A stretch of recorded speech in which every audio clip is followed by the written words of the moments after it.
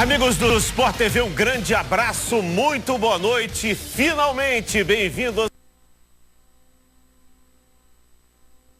Brasil ligado aqui no canal Campeão, com as emoções da Fórmula 1, uma temporada que promete muito, a edição número 70 do Campeonato Mundial de Fórmula 1 desde 1950, 70 anos de Fórmula 1, uma data histórica, uma data redonda, uma data para ser comemorada porque temos de volta dois brasileiros que, se não vão estar na pista, na ação da Fórmula 1, vão estar nos bastidores e, quem sabe, galgando aí os degraus necessários para que possam se incorporar às suas equipes, a Haas, no caso do Pietro Fittipaldi, e a McLaren, no caso de Sérgio Sete Câmara. E é claro que a gente está muito animado, a gente está com uma expectativa muito grande para que essa temporada seja uma das melhores na história da Fórmula 1 nesses 70 anos. Eu estou aqui com o Reginaldo Leme e com o nosso novo comentarista do Sport TV, Felipe Jafone, o qual eu desejo que seja muito bem-vindo.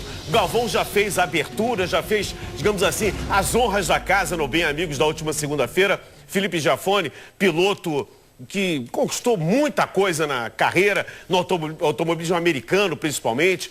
Ele que é de uma família, digamos assim, que tem o pedigree do automobilismo, a família Jafone. Seja muito bem-vindo, Felipe, se incorporando aqui a nós. Reginaldo Leme também te recebe aqui, tenho certeza, com muita alegria e que a gente tem uma excelente temporada aqui com a sua presença também. Boa noite, Felipe. Boa noite, Sérgio. Boa noite a todos. Regi, um prazer estar com vocês aqui e você falando tudo isso aí do meu nome e sobrenome, mas do lado de vocês aqui é um prazer enorme. O que não falta aqui é conhecimento de automobilismo, de vocês dois. E realmente tomar aí que essa parceria dure bastante. Se Deus quiser. Reginaldo Leme, um prazer muito grande de novo estar aqui contigo para mais essa temporada. Um grande abraço, é sempre uma alegria e um orgulho muito grande dividir com você uma transmissão, Regi. Boa noite, Serginho, boa noite, Felipe, boa noite, amigo do Sport TV. Para mim também é uma grande alegria. Aquela história, né, que a gente, quando termina uma temporada, você demora de 110. Voltar a ver os carros de novo dentro da pista para valer, fora os testes. Então é isso que nós estamos prestes a ver agora. Matar essa expectativa que os testes deixaram para a gente saber o que é verdade, o que não é, o que foi blefe, o que não foi blefe e as condições de cada equipe. Muito bem, a gente tem uma imagem do telão aqui, já tem carro na pista, é da Fórmula 3 australiana, uma das categorias suporte. Sempre no evento da Fórmula 1 existem várias categorias de suporte, categorias de entretenimento do público que obviamente vai para ver a Fórmula 1, mas quer ver outras categorias, quer ver outros monopostos, e aí no caso é a Fórmula 3 australiana. Mas vamos fazer contato imediatamente lá com o Melbourne, na Austrália, onde está o nosso repórter, o Guilherme Pereira. Eu vou passar para esse lado aqui do telão e você vem me acompanhando para a gente colocar aqui o Guilherme Pereira e assim poder já conversar com o Guilherme, que está em Melbourne, temperatura na casa dos 18 graus. Eu imagino que a sua expectativa, Guilherme, seja a mesma que a nossa, de um grande final de semana, dessa abertura da temporada, uma edição número 70 da Fórmula 1 em todos esses anos decorridos dessa categoria. Um grande abraço, é um prazer estar contigo, Gui. Oi, Serginho, tudo bem? O prazer é todo meu. Um abraço para você, para o Regi e para o Felipe. Seja muito bem-vindo, Felipe. Boa sorte nessa nova trajetória. Falamos ao vivo da entrada do paddock de Albert Park, o circuito aqui de Melbourne, na Austrália, onde vai acontecer a corrida de abertura dessa temporada 2019 da Fórmula 1. Para um menino que cresceu assistindo Fórmula 1 todo domingo de manhã ao lado do pai, é um privilégio estar aqui nesse lugar, acompanhando pelo terceiro ano seguido essa categoria que é incrível, que por onde passa arrasta milhões de pessoas, multidões. É impressionante, gente. Em todos os circuitos ao redor do mundo, são 21 países, todos lotados, todos com pessoas correndo atrás dos pilotos, pedindo autógrafo até para jornalista. Tem que respeitar a Fórmula 1 e a temporada 2019 tá para começar. Começando de luto, porque ontem uma notícia muito triste que pegou todo mundo de surpresa. O ex-diretor de prova da Fórmula 1, Charlie Whiting, faleceu aqui em Melbourne. Ele foi encontrado morto no quarto dele e o motivo da morte foi uma embolia pulmonar.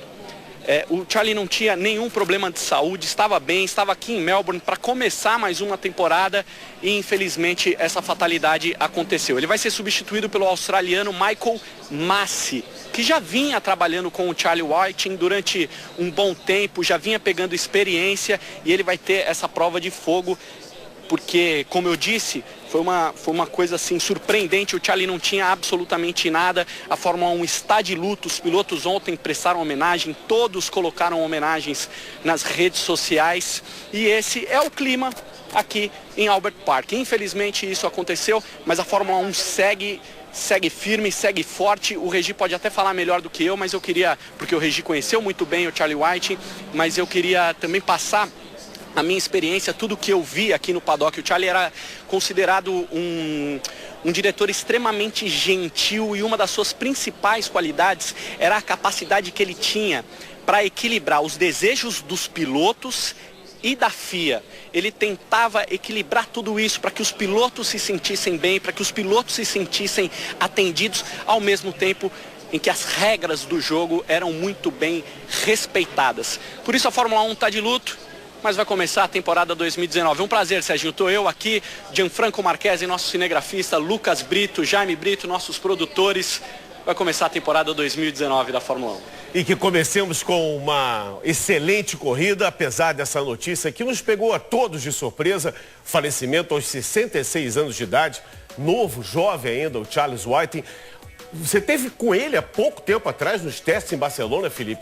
O Felipe, inclusive, que é comissário de corridas, várias vezes atuou como comissário e por isso tinha uma ligação estreita com o Charles, porque há uma necessidade dessa sintonia. E eu queria que vocês dois, o Regi, que já conhece o Charles há tanto tempo, inclusive foi mecânico do Nelson Piquet, mecânico, e junto com o Herbie Blash, podemos dizer assim, formaram, né, junto com os dois, uma dupla fantástica na Brabham. Queria que vocês falassem um pouco do Charles Whiting. Eu acho que são fases até diferentes, né, Regi? O Regi pegou desde o começo, eu conheci o Charlie há 8, 9 anos, comecei a trabalhar como comissário nacional, com muito pouco contato, e com o passar dos anos a gente foi criando uma empatia e ele acabou me convidando para ser o comissário internacional. A gente está com algumas imagens do Charles aqui, exatamente na época do Piquet, né? Isso, essa é a época que até você pode falar mais. Na verdade era um trio, né? Ele, o Herbie Blash e o Gordon Murray. Que foram os que, olha ele aí, que cuidaram diretamente do Nelson Piquet, a carreira do Nelson, como mecânicos da Brabham. Aí a fase atual já, Felipe. Isso, ele cabelinho branquinho já é a fase que eu peguei, né? Não peguei ele do outro. E isso foi que o Guilherme estava falando, realmente ele tinha um papel muito importante, muito difícil de fazer, que é você manter, né, a agressividade dos pilotos junto com também as equipes, o que eles querem, chegar no limite. Então ele era um cara que ouvia muito. Eu mesmo no programa do Galvão estava falando que era fã dele, porque eu sempre levei para os comissários o jeito de um diretor de prova como tem que ser. E realmente eu sempre relacionava ele porque ele era um cara que ouvia muito mais do que falava e realmente é o que precisa. Eu tive lá com ele nos testes de Barcelona, justamente mostrando o resultado de uma apresentação do workshop que a gente fez com a CBA na corrida de estoque, na última corrida de estoque, que já foi baseada nos desenhos que ele me passou. Eu perguntei se poderia usar esses desenhos para a gente fazer um workshop no Brasil, e lá eu mostrei os resultados. Me deu várias dicas e que eu tô para usar. E assim, ontem quando uma comissária me ligou à noite falando, caiu o chão mesmo, porque ele que controlava, realmente chamava todos os comissários. Reginaldo. O Charlie, ele conseguiu exatamente isso, depois da experiência toda como mecânico, desde a Hesketh. Na verdade, ele começou nos anos 70 na Hesketh, do James Hunt. Depois formou com a equipe do Bernie Eccleston, ele e os principais mecânicos, ele foi chefe. E aí ele cresceu com todo esse cabedal técnico, e para quando a Brabham fechou, o Bernie, é muito bom isso do Bernie Eccleston, ele sempre fez isso. Ele junta o grupo dele, ele conseguiu levar o grupo dele para uma outra posição importante na FIA. Assim como foi o Herbie, como foi o Charlie, como foram vários outros, que esses todos foram se dedicando, cada um na sua especialidade. Teve gente que se dedicou à televisão, a cortes de câmera, e o Charlie acabou sendo o diretor de prova de todas as corridas, né? Ele que, a luz vermelha, apagarem as luzes vermelhas, era ele que fazia aquilo. fora estudar as regras e fazer a aplicação da regra extremamente necessária do jeitinho que ele queria que fizesse. E aí que entra essa fase que o Felipe o conheceu bem, é que conseguir que as equipes aceitassem as ideias e essa melhoria constante que ele buscou na Fórmula 1 e que este ano, inclusive, a gente vai ver uma consequência disso bem interessante. Era uma espécie de, se a gente pudesse usar uma linguagem militar, seria um sargento. Ele ficava entre a tropa e o comando, né? Entre a direção da FIA e entre as equipes e os pilotos, inclusive, prestaram, como disse o Gui, homenagens a ele. E a gente vai ouvir agora, da própria voz dos pilotos, o que eles pensavam sobre o Gordon, aliás, sobre o Charles Whiting, que faleceu no dia de ontem. Incredible.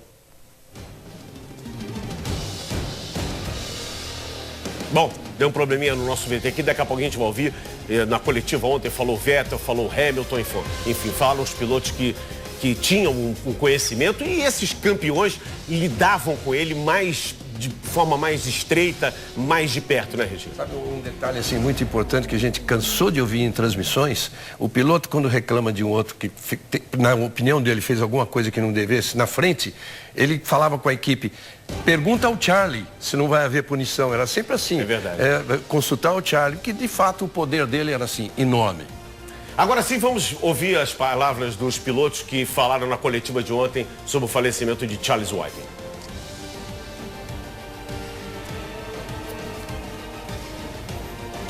Ainda não? Eu acho que nós temos problemas aí. Bom, falamos de Charles Whiting. Eu quero, antes de continuarmos aqui, darmos sequência na nossa pré-hora. Daqui a pouquinho, a partir das 10 horas, teremos o início da primeira sessão de treinos livres da temporada 2019. Quero prestar aqui uma homenagem ao Felipe Giafone, que está chegando aqui para se integrar à nossa equipe. E uma homenagem que eu acabei envolvido nela. Não me lembrava realmente quando o Felipe começamos a conversar e o Felipe falou assim, você lembra que em 2002 você narrou minha vitória em Kentucky, a Fórmula 1 já transmitida aqui pelo Sport TV, com os comentários do Walter Salles, e eu tive o prazer aqui de narrar a tua vitória em Kentucky na Fórmula 1. A minha única vitória, hein, Sérgio? Pois, eu tive esse prazer, né, Felipe?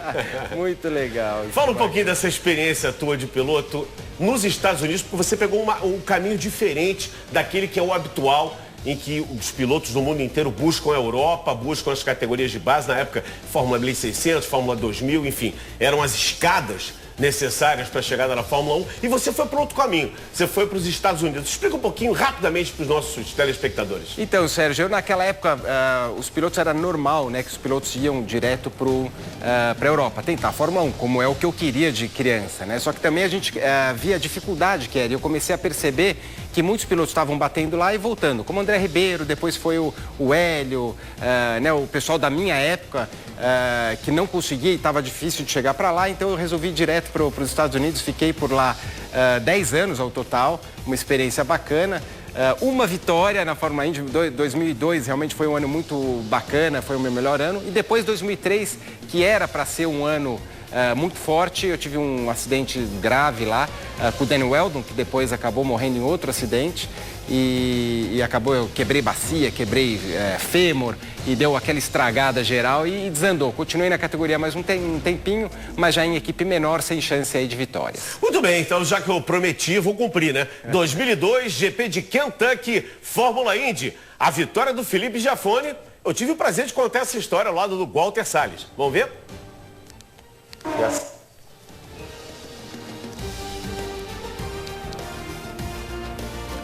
Rapaz, hoje o negócio tá feio, hein? Tá feia a coisa, mas vai, daqui a pouco vai. Daqui a pouco a gente engrena. Daqui a pouco pega, né? Tá faltando a bateria para pegar, né? Mas vai pegar. Reginaldo Leme, a sua expectativa para essa temporada 2019? Queria que você falasse um pouquinho, depois da gente ver os testes em Barcelona, os testes que mostraram uma Ferrari mais rápida que a Mercedes, 0.003, mas foi mais rápida, isso é importante, e eu queria que você falasse um pouquinho para nós da sua expectativa. Eu acho, Sérgio, que é importante, claro, essa posição da Ferrari, que o ano passado foi mais ou menos a mesma, e ela liderou o campeonato até a metade, Também é importante chamar a atenção de que a Mercedes, foram 8 dias de treinos, de testes. Nos 7, ela fez aquilo que ela faz sempre, né? Andando ali no meio do bolo, testando várias coisas que a gente não sabe. A hora que andou para valer, fez lá 3 milésimos atrás do Vettel. Mas eu não diria que o fato da Ferrari e a Mercedes seria a coisa mais importante. O importante ali, e é isso que a gente torce, é a ascensão que a gente viu, a evolução de equipes médias, né? Você vê uma Renault andando bem, você vê uma McLaren deixando de ser aquela equipe de andar lá atrás, que era a grande decepção da gente que gosta de Fórmula 1, ela melhorando. Eu acho que a Red Bull, inclusive com o motor Honda, aquele motor Honda que foi tão criticado pelo Alonso, já está andando bem, eles já estão gostando da coisa, a equipe voltou a ser a terceira força. O próprio pessoal da equipe reconhece que o Verstappen fala que ele vai sim lutar por vitória, né? A gente vê um piloto lutando por vitória com um motor que era tão criticado até algum tempo, é muito bacana isso. A Haas, a evolução da Haas, então a gente vai ver... Quinta temporada da Haas. A gente vai ver pequenas e médias chegando o mais próximo possível daquele pelotão da frente. Muito bem, vamos mostrar um pouquinho sobre as regras novas. Teve algumas mudanças, mudança em relação à asa, mudança em relação ao tamanho, os pneus também mudaram. Vamos mostrar então um pouquinho.